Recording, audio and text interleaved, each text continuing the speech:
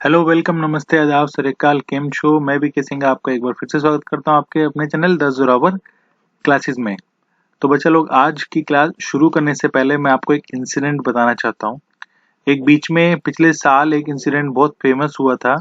वो क्या था? बाबा का ढाबा। कितने लोग इससे अवेयर हैं? जरा कमेंट करके बताइए फटाफट से।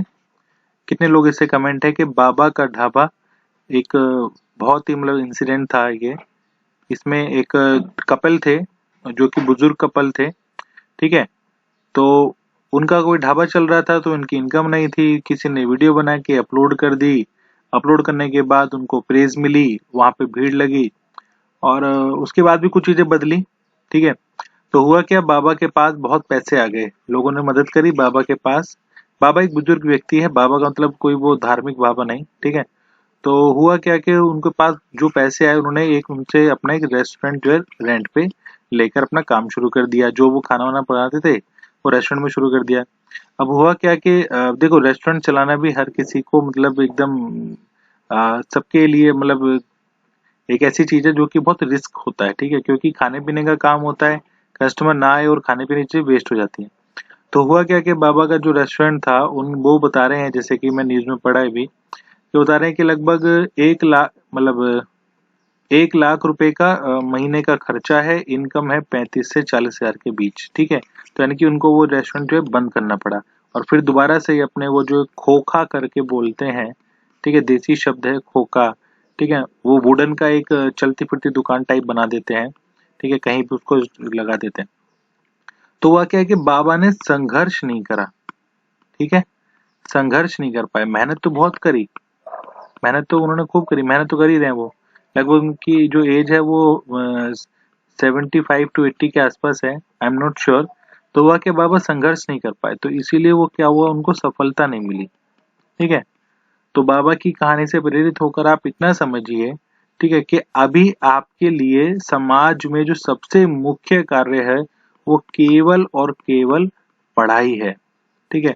यदि आप पढ़ाई को लेके बहुत सीरियस हैं, ठीक है ना, अपने पढ़ाई को लेके बहुत ज्यादा ही मतलब जुझारू हैं, ठीक है ना, और नई नई चीजों को सीखने के लिए जिज्ञासु हैं, तो समझ लीजिए आपका जो जो आपने टारगेट फिक्स किया है, ठीक है ना कहीं आप उस मंजिल तक पहुंचने के लिए तैयार हैं। ठीक है।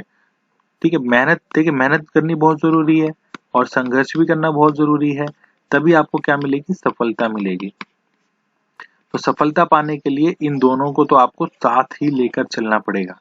ठीक है। चलिए शुरू करते हैं फिर आज की क्लास। आई होप क्लियर हुई बातें। मैंने बाबा का ढाबा इसलिए बताया कि देखिए, संघर्ष बहुत जरूरी होता है जीवन में। अगर संघर्ष नहीं कर पाते तो व्यक्ति असफल हो जाता है।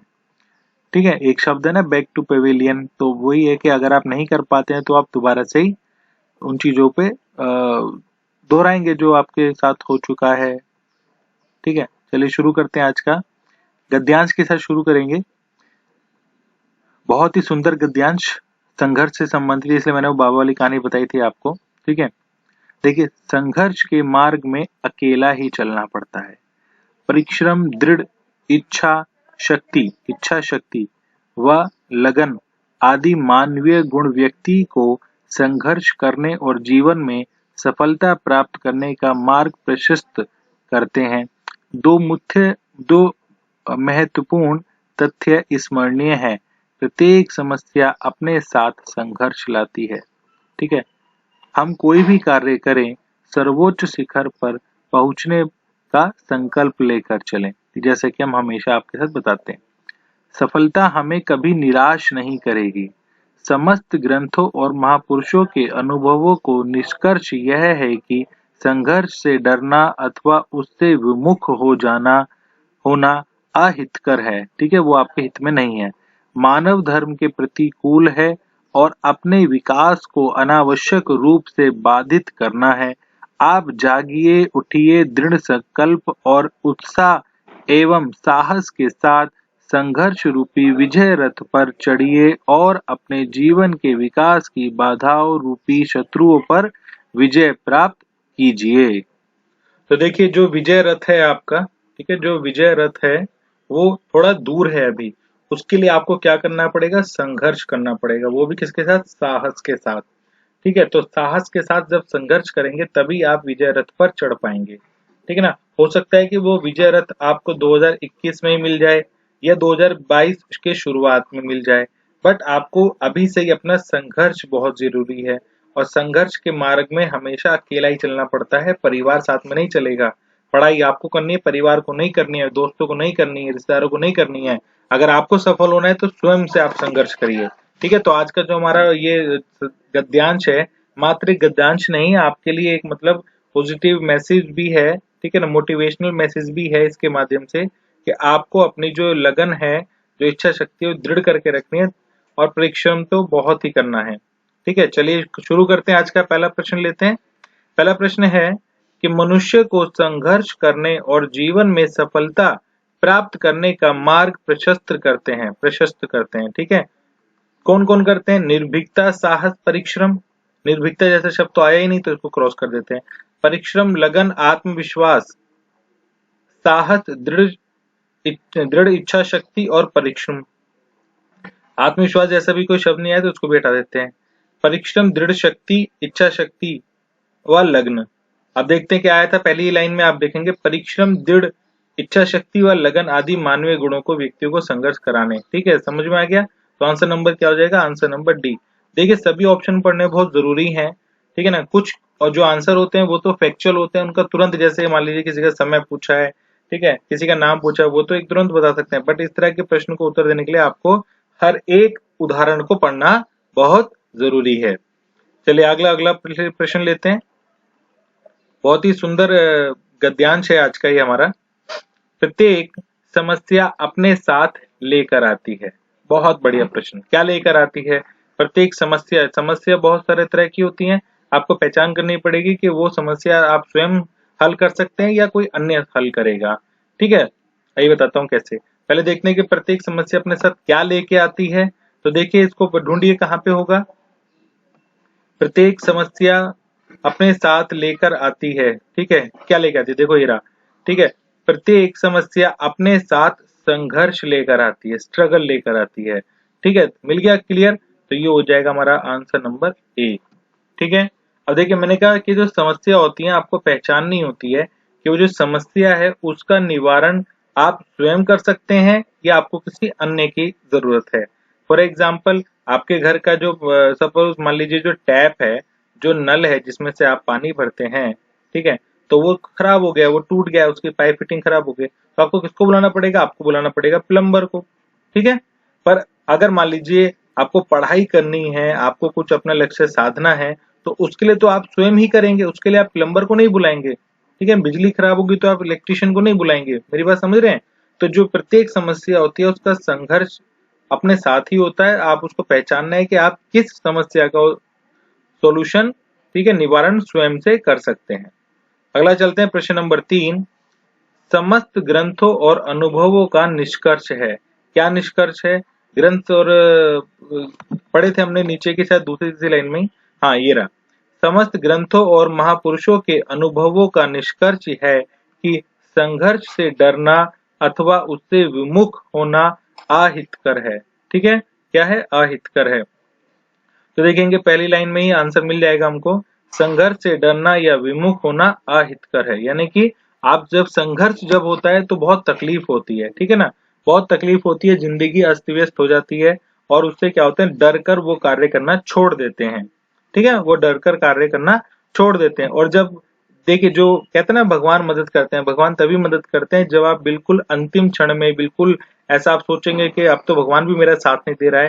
ठीक है ना, और अगर आपने हिम्मत हार ली, ठीक है ना, बिल्कुल हिम्मत हार ली तो चीजें बिल्कुल अस्त व्यस्त हो जाएंगी। और अगर आपने बिल्कुल सोच के रखा कि हाँ चलो ठीक है, जब तक मेरे में दम है, जब तक मैं कर सकता हूँ, कर सकती हूँ, अंतिम क्षणों तक, ठीक है, अंतिम क्षणों का मतलब है जब तक आपकी जो एज है, ठीक है ना, वहां तक आप प्रयास करके जारी रखिए।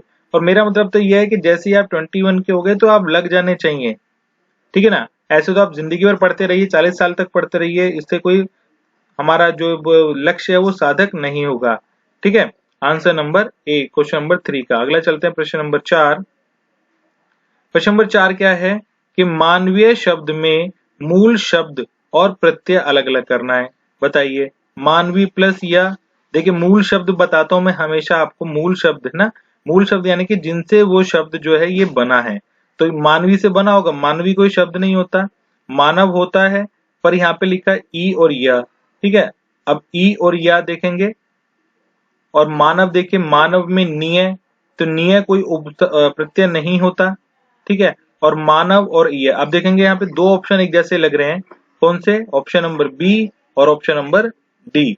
पर ध्यान से अगर आप इसका उत्तर देख पाएंगे तो यहाँ पर जो मात्रा है वो कैसी है, बड़ी ई की है, ठीक है, इधर की तरफ जा रही है, यहाँ की तरफ जा रही है, तो इसलिए हमारा आंसर क्या हो जाएगा, आंसर नंबर बी, ठीक है। छोटा होता तो हमारी ये मात्रा कहाँ चली जाती, ये मात्रा हमारी चली जाती इधर, यानी कि मानवीय की मात्रा इधर आ जाती। क्लियर, इसलिए हमारा आंसर क्या हो जाएगा, answer number B. Question number 5, संघर्ष रूपी विजय रथ पर चढ़ने के लिए आवश्यक है, यानी कि जो बता रहा था आपको कि जो संघर्ष रूपी विजय रथ है उस पर चढ़ने के लिए आपको क्या क्या चाहिए, दृढ़ संकल्प, निडरता और धैर्य, दृढ़ संकल्प, उत्साह, साहस, दृढ़ संकल्प, आत्मविश्वास और साहस, दृढ़ संकल्प, उत्तम चरित्र और साहस, ठीक है। तो देखेंगे आप यहाँ पे ही हमको मिल जाएगा नीचे ही, आप जागिए, ठीक है। विवेकानंद जी भी कहते हैं ना, उठो जागो, ठीक है। आगे क्या कहते हैं, लिखे जरा, कमेंट करिए, आगे पढ़ते हैं हम। आप जागिए, उठिए, दृढ़ संकल्प और उत्साह एवं साहस के साथ संघर्ष रूपी विजय रथ पर चढ़िए। तो आंसर क्या हो जाएगा हमारा, आंसर नंबर बी। तीनों चीज हमको मिल गई। क्लियर, बहुत बढ़िया। चलिए, ये तो थे हमारे गद्यांश के प्रश्न। अब आ जाते हैं अपने अन्य व्याकरण के प्रश्नों पर। प्रश्न नंबर 6, इस तरह के प्रश्न भी पूछे जाते हैं अक्सर, ठीक है। क्या है कि गलत अर्थ का चयन कीजिए, किसका, एड्रेस का, ठीक है। एड्रेस, एड्रेस का आपको क्या उसको नहीं बोलते हैं, एक गलत है और 3 सही है। अब देखते हैं कौन सा सही है। एड्रेस का मतलब पता होता है, सूचना होता है क्या, अभिभाषण और संबोधन, ठीक है।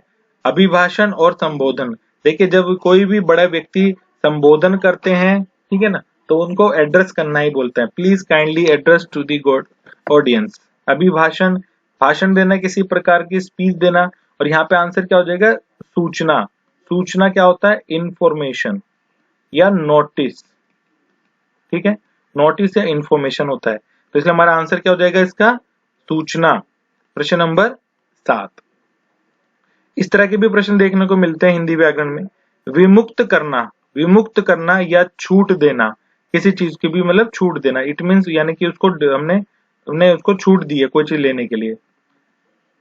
उपयुक्त शब्द क्या है, एग्जीक्यूशन, एग्जेम्प्ट, एग्जेम्पशन और एग्जीबिशन। चारों शब्द अलग अलग हैं, चारों शब्द के अर्थ भी अलग अलग हैं। अगर मैं पहले की बात करूं तो एग्जीक्यूशन का मतलब होता है किसी भी काम को करना, ठीक है, फाइनली करना, उसको बोलते हैं एग्जीक्यूशन करना, या इसको भी बोल सकते हैं हम फांसी, ठीक है ना। तो और एग्जेम्प्ट करने का मतलब होता है किसी भी प्रकार की छूट करना या देना, ठीक है। एग्जेम्पशन का मतलब क्या होता है, एग्जेम्पशन का मतलब होता है मात्र केवल छूट, दोनों शब्द अलग अलग हैं। यहाँ पे छूट करना है, ठीक है, और यहाँ पे मात्र केवल छूट, जो लिखा था डिस्काउंट, उसे एग्जेम्पशन बोलते हैं।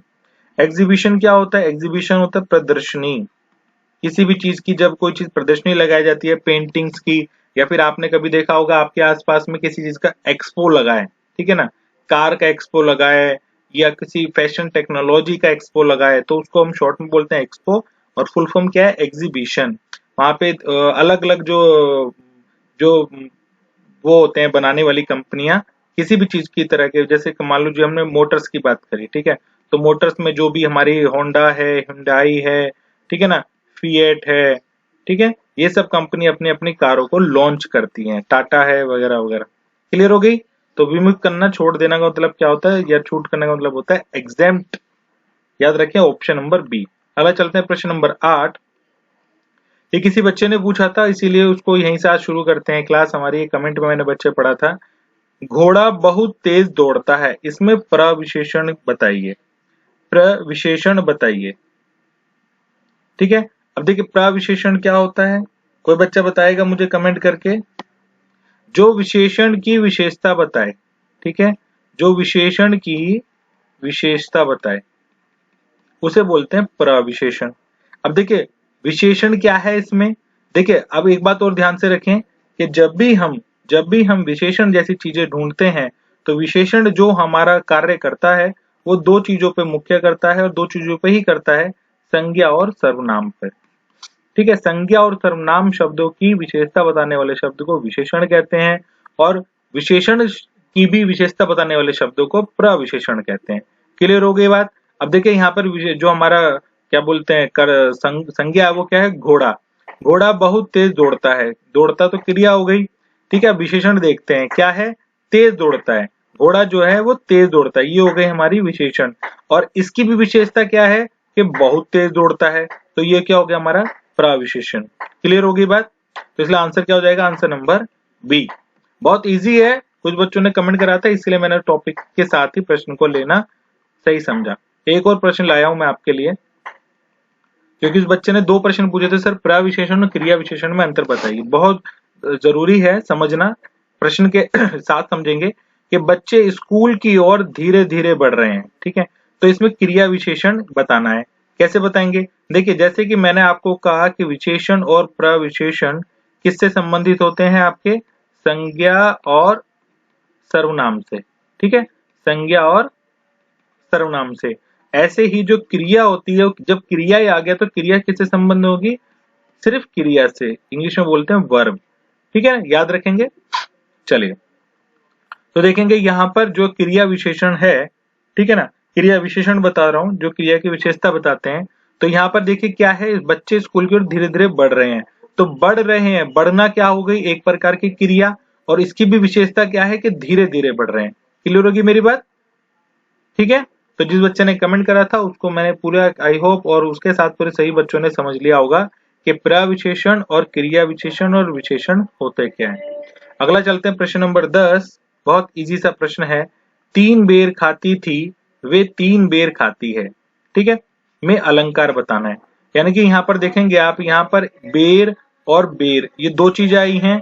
ठीक है, जब आप देखेंगे मैंने आपको पहले बताया था, जब दो चीजें आए और दो चीजें मतलब एक शब्द दो बार आए, ठीक है, और दोनों का अर्थ अलग अलग हो। अर्थ अलग अलग कैसे है, जैसे कि एक बेर तो है एक आपका फल, ठीक है, जो भी आपने पिछले महीने तक खाए होंगे बेर, और एक बेर का मतलब है आपका टाइम, समय। ठीक है, तो यहाँ पे क्या है कि 3 बेर खाती थी वे 3 बेर खाती है।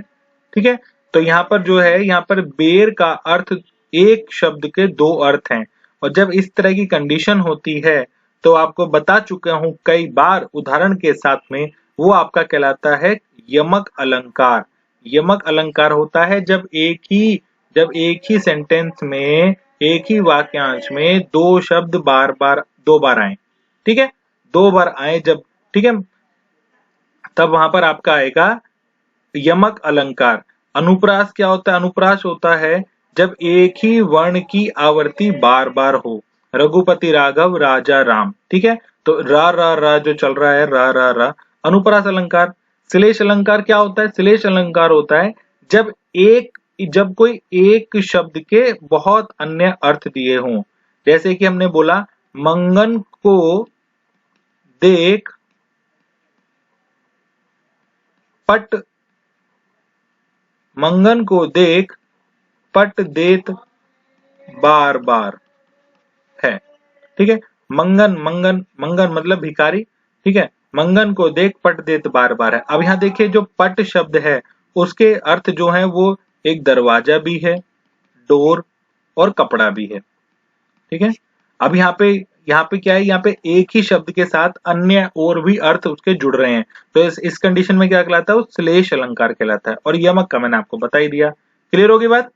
तो आंसर नंबर क्या हो जाएगा इसका, सी। देखो बेटा मैं जो बताता हूं आपको ना, थोड़ा सा आप उनको ध्यान से नोट जरूर बनाएं।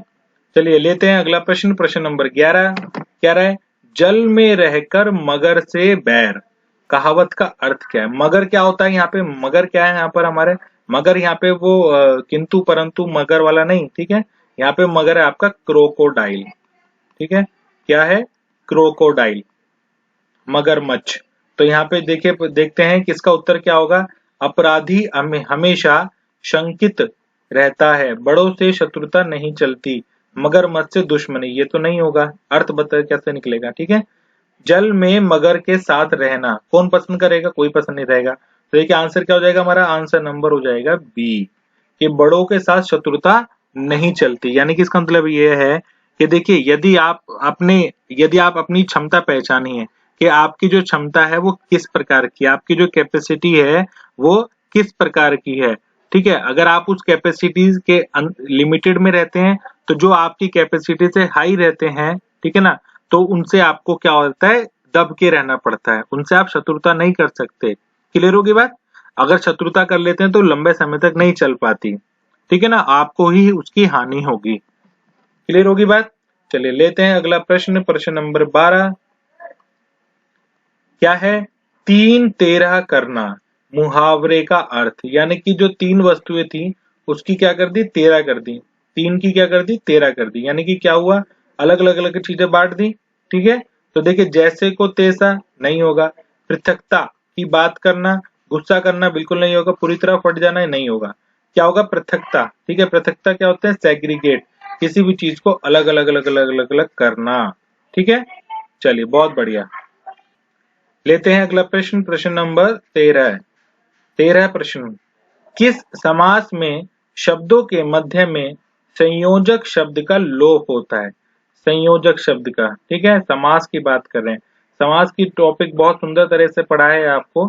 सिंपली आपको कहाँ जाना है, द ज़ोरा क्लासेस की एप्लीकेशन को डाउनलोड कीजिए, डाउनलोड करने के बाद लॉगिन कीजिए, लॉगिन करने के बाद डेमो क्लासेस देखिए, डेमो क्लासेस के देखने के बाद अगर आपको लगता है कि आपको पसंद है तो उसको एनरोल करें। जैसे ही आप एनरोल करेंगे तो जो भी हिंदी के और अलग अलग सब्जेक्टों के टॉपिक हैं वो सारी वीडियोस के टॉपिक जो है वो क्या हो जाएंगे, अनलॉक हो जाएंगे। देखिए वीडियो बना, अपने वीडियो को ध्यान से देखिए और नोट्स बनाइए, नोट्स बना लेंगे तो आप स्वयं से उन चीजों को जल्दी जल्दी समझ भी पाएंगे। तो देखते हैं कि इस समाज में जो है समास में मध्य में संयोजक शब्द का लोप, यानी कि उसको नहीं लगाते, ठीक है, नॉट यूज्ड, ठीक है। लोप होना मतलब किसी चीज का इस्तेमाल ना होना, ठीक है। तो देखिए जो द्विगु समास होता है, द्विगु समास की पहचान क्या होती है, द्विगु समास की पहचान होती है उसका जो प्रथम पद होता है, ठीक है, प्रथम पद होता है वो कैसा होता है, नंबर वाला होता है, ठीक है। उसमें क्या होते हैं, नंबर होते हैं, ठीक है, 1 2 3 4 5 6 7 8 9, ठीक है, या प्रथम द्वितीय तृतीय वगैरह वगैरह, ठीक है, चतुर्थ पंच षष्ठी अष्टम नवमी दशम। क्लियर। तो देखते हैं तत्पुरुष क्या होता है, तत्पुरुष में क्या होता है, जो द्वितीय पद होता है, जो द्वितीय पद होता है वो प्रधान होता है, ठीक है। जैसे हमने बोला तुलसी कृत, तुलसी कृत, ठीक है, तो तुलसी के द्वारा बनाई गई, तो इसमें क्या है, ये वाला पद प्रधान हो गया। द्वंद्व समास, अब देखिए द्वंद्व समास जो होता है आपका, ध्यान से देखेंगे तो द्वंद्व समास क्या होता है आपका, द्वंद्व समास में हम बीच में योजक चिन्ह लगाते हैं, इसको इंग्लिश में क्या बोलते हैं, हाइफन, योजक, योजक।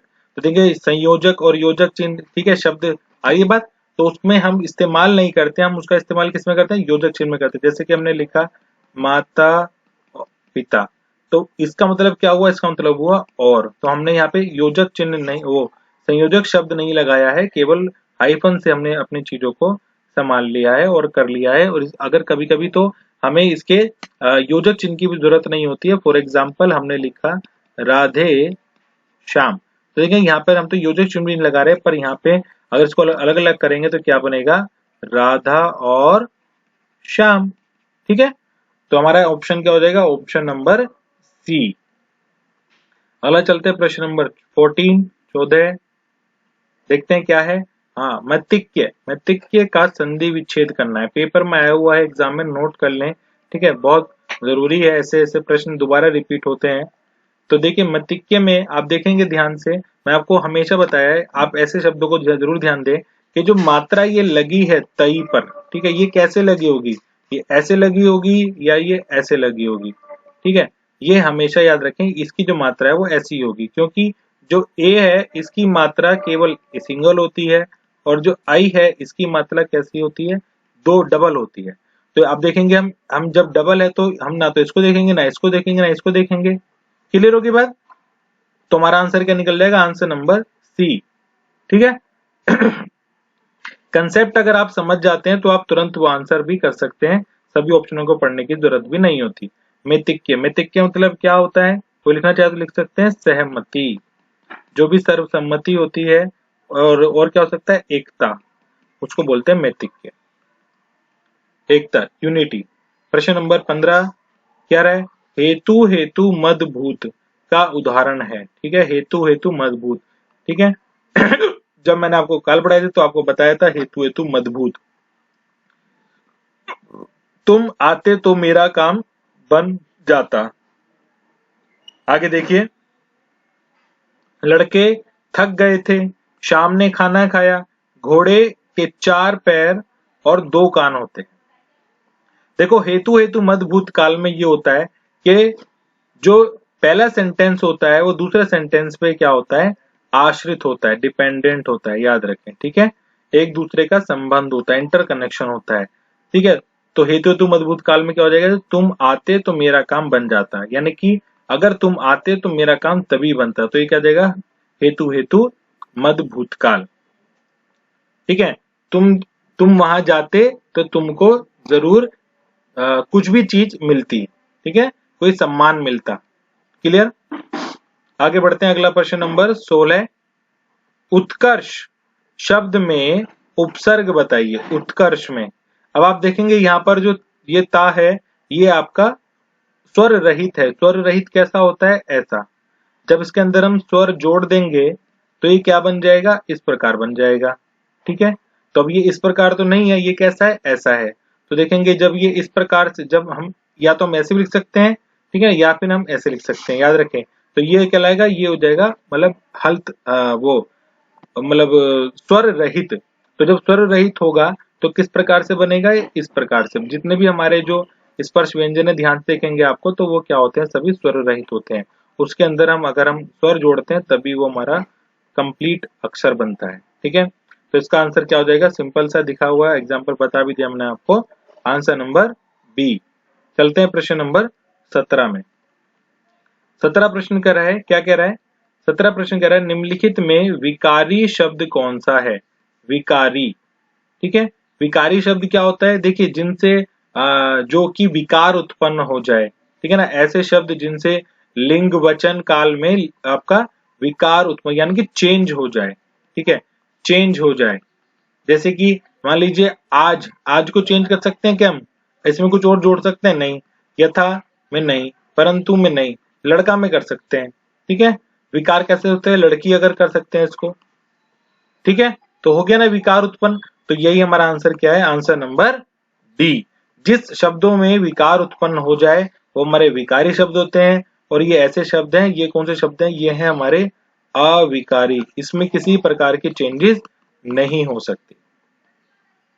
ठीक है, चाहे मतलब किसी भी समय की बात की जाए, लिंग की बात की जाए। ठीक है, तो ये एज इट इज आपके रहते हैं। चलिए अगला देखते हैं, प्रश्न नंबर 18। प्रश्न नंबर 18 है, पूर्ण विराम के बाद सर्वाधिक प्रयुक्त होने वाला विराम चिन्ह है। यानी कि जो पूर्ण विराम होता है, हिंदी में कैसा होता है, ये पूर्ण विराम है। इंग्लिश में कैसा होता है, ये फुल स्टॉप है। ठीक है, तो कह रहा है सर्वाधिक प्रयोग होने वाला कौन सा विराम चिन्ह है। विस्मयादि बोधक, ये तो स्पेशल कंडीशन में आता है।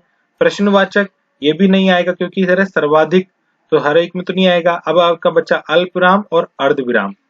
तो ध्यान से देखेंगे तो यहाँ पर अल्प विराम का मतलब होता है कोमा। तो जो भी आप सेंटेंस जब पढ़ते हैं, जब कोई पैराग्राफ पढ़ते हैं, तो सबसे ज्यादा आपको यही दिखाई देता होगा, क्या है ये, कोमा। ठीक है, कोमा। अर्ध विराम नहीं है। अल्प विराम और अर्ध विराम को थोड़ा एग्जांपल समझिए कि देखिए ये आपका हो गया पूर्ण विराम। ठीक है, दोबारा से कर, ये आपका सेंटेंस खत्म हो गया, तो ये क्या है आपका पूर्ण विराम। यानी कि जब आप आगे कोई ना बोले, बस वहां पे अपनी बात को खत्म कर दी। अब इसको अगर हम आधा कर दें तो आधा का मतलब क्या हुआ, आधा का मतलब क्या हुआ, आधा का मतलब हो गया अर्ध विराम। अर्ध विराम का मतलब क्या होगा, ये ऊपर बचेगा और नीचे हम उसको कोमा लगा देंगे। ठीक है, तो ये क्या बन जाएगा हमारा अर्ध विराम। ठीक है, पूर्ण विराम और अर्ध विराम, और एक लास्ट में क्या बचा, कोमा। इसको क्या बोलेंगे हम, अल्प विराम। ठीक है, तो ध्यान से देखेंगे कि अल्प विराम और अर्ध विराम में आपको समझना है कंसेप्ट कि जो अर्ध विराम होता है वो होता है बस कुछ क्षण के लिए, कुछ क्षण के लिए, मतलब बिल्कुल मतलब अल्प विराम से छोटा समय अगर ले सेंटेंस में रुकने का, ठीक है ना। अगर अल्प विराम में जैसे एक ही चीज के बारे में बता रहे हैं कि रमेश बहुत अच्छा गाता है, परंतु रमेश बहुत अच्छा गाता है वह जब पार्टी में जाता है, तो जब आपने इसमें लगाया ना वह रमेश बहुत अच्छा गाता है, तो वहां पे पूर्ण विराम ना लगा के आप अर्ध विराम लगा सकते हैं और अगला सेंटेंस बोल सकते हैं। ये सेंटेंस एक ही व्यक्ति के बीच में होता है, ठीक है ना। और कोमा जो होता है वो हमेशा आप देखेंगे उसमें अलग अलग अन्य अन्य चीजें भी होती हैं कि बाजार से सेला के सेला केला सेब आम संतरा, ठीक है, ये सब ले आना, तो वो क्या देगा अल्प विराम। तो आंसर क्या हो जाएगा इसमें 18 का क्या हो जाएगा अल्प विराम, सबसे ज्यादा इस्तेमाल होता है। चले चलते हैं प्रश्न नंबर 19 पे। प्रश्न नंबर 19 क्या कह रहा है, मिश्र वाक्य कहते हैं, किसे कहते हैं मिश्र वाक्य, परिभाषा पूछ ली है, जिसमें एक कर्ता और एक क्रिया होती है, जिनमें एक से अधिक प्रधान उपवाक्य हो और वे संयोजक व अव्यय से जुड़े हों। अव्यय का टॉपिक कराया हुआ है आपको, ठीक है। जिनमें एक साधारण वाक्य और उसके अधीन दूसरा उपवाक्य हो या उपरोक्त में से कोई नहीं। तो देखेंगे यहाँ पर जो मिश्र वाक्य है उसको पहले आप पहचानिए। जो मिश्र वाक्य है उसके अंदर क्या होता है, उसके अंदर प्रधान उपवाक्य प्रथम पद प्लस आश्रित उपवाक्य, आश्रित उपवाक्य, ठीक है। ये हो गया प्रथम पद, ये हो गया द्वितीय पद। उसके बाद मतलब इन दोनों को मिलाकर ही क्या बनता है मिश्र वाक्य बनता है। मिश्र वाक्य मतलब मिलाने के बाद, याद रखना है मिलाने के बाद, किसी भी चीज को मिलाने के बाद। मिश्र है ना, मिश्र मतलब मिक्स करने के बाद। अब मिक्स जो कनेक्टर्स होते हैं जितने भी हमारे, ठीक है ना, जितने भी हमारे कनेक्टर्स होते हैं, जैसे कि हमने बोला कि लिख ले बेटा, जो, जितना, उतना, जैसे, वैसे, जब, तब, जहां, वहां, अगर आदि। तो ये क्या है हमारे, ये सब कनेक्टर्स हैं। तो जब आपको इस तरह के कनेक्टर्स दिखाई दे तो तुरंत आप समझिए कि वो मिश्र वाक्य का उदाहरण है। और आपको मैंने परिभाषा तो बता ही दी है, क्लियर। जैसे चलो एक एग्जांपल ले लेता हूं। हमने बोला कि जैसे ही सूर्योदय हुआ, ठीक है, जैसे ही, शॉर्टकट में लिख रहा हूं, सूर्योदय हुआ वैसे, ठीक है, वैसे ही कुहासा, वैसे ही कुहासा बढ़ता जाता रहा, सॉरी बढ़ता, कुहासा नहीं, कुहासा जाता रहा, कुहासा मतलब फोग, कुहासा जाता रहा। तो देखिए यहाँ पर एक सेंटेंस है, ये क्या है प्रधान उपवाक्य है काम यही करेगा। और ये क्या हो जाएगा, ये हो जाएगा आश्रित उपवाक्य, ठीक है। तो ये हो गया प्रधान उपवाक्य, ये हो गया आश्रित उपवाक्य। क्लियर होगी बात। चलिए अगला करते हैं प्रश्न नंबर 20। आसान सा है, एक वर्तनी पूछी है आपसे, किसकी वर्तनी है, आजीविका की, है ना, आजीविका की वर्तनी पूछी है। तो सही वर्तनी क्या है, आजीविका, आजीविका, आजीविका या आजीविका। जी जल्दी से बताइए बच्चे लोग, सही आंसर हो जाएगा इसमें आंसर नंबर डी, आजीविका इज द करेक्ट आंसर, ठीक है। जो भी आप अपने पेट पूजा के लिए काम करते हैं उसको बोलते हैं आजीविका, जो भी आप कमाई कर रहे हैं, ठीक है, परिवार पोषण के लिए, उसको बोलते हैं आजीविका। तो देखिए जो भी हमने कुछ टॉपिक जिनके बारे में डिस्कशन करी, चाहे विशेषण हो, प्रविशेषण हो, क्रिया विशेषण हो, ठीक है, विराम चिन्ह हो, वाक्य हो, उन सबकी आपको डिटेल वीडियो मिल जाएगी 10 जोरल क्लासेस की एप्लीकेशन पे। सिंपली डाउनलोड करिए और लॉग इन कीजिए, डेमो क्लासेस देखिए, अगर आपको अच्छे लगते हैं तो आप उसको एनरोल कीजिए। जैसे आप एनरोल करते हैं जितनी भी क्लासेस आपको अलग अलग सब्जेक्ट वाइज मिल रही हैं वो सभी क्या हो जाएंगी, अनलॉक हो जाएंगी। आप उसको देख के अपने नोट्स बनाइए, पढ़ते रहिए और चैनल को फॉलो करते रहिए, डेली अपने नोट्स बनाइए जो भी सब्जेक्ट चल रहा है। अगली वीडियो दोबारा से मिलेंगे, तब तक अपना और अपना ध्यान रखिए। जय हिंद, जय भारत, जय हिंदी।